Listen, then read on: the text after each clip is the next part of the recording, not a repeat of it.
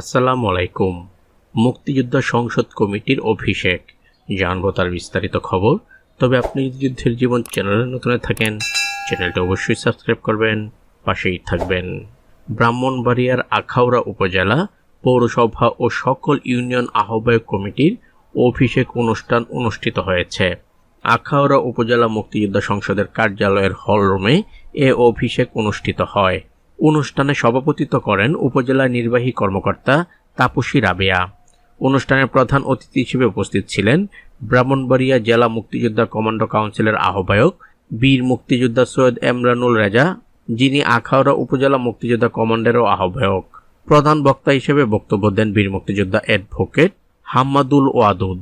শুভেচ্ছা বক্তব্য রাখেন আখাউড়া পৌর মুক্তিযোদ্ধা কমান্ডের আহ্বায়ক বীর মুক্তিযোদ্ধা নজরুল হক ধনু।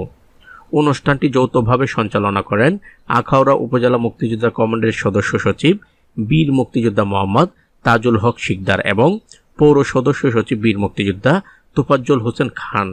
বিশেষ অতিথি হিসেবে বক্তব্য রাখেন জেলা বিএনপির সাংগঠনিক সম্পাদক আবুল মনসুর মিশন, জেলা বিএনপির সদস্য খন্দকার মোহাম্মদ বিল্লাল হোসেন, উপজেলা বিএনপির সভাপতি জয়নাল আবিদিন আব্দু, কেন্দ্রীয় স্বেচ্ছাসেবক দলের সহ সাধারণ সম্পাদক মাসুম ভুইয়া, আখাউড়া থানার ভারপ্রাপ্ত কর্মকর্তা ওসি জাবেদুল ইসলাম, আখাউড়া প্রেস ক্লাবের সভাপতি শাহাদাত হোসেন লিটন, উপজেলা মুক্তিযোদ্ধা সংসদ সন্তান কমান্ডের উপদেষ্টা দীপঙ্কর ঘোষ নয়ন এবং সভাপতি সাখাওয়াত হোসেন খান স্বাধীন সহ অন্যরা।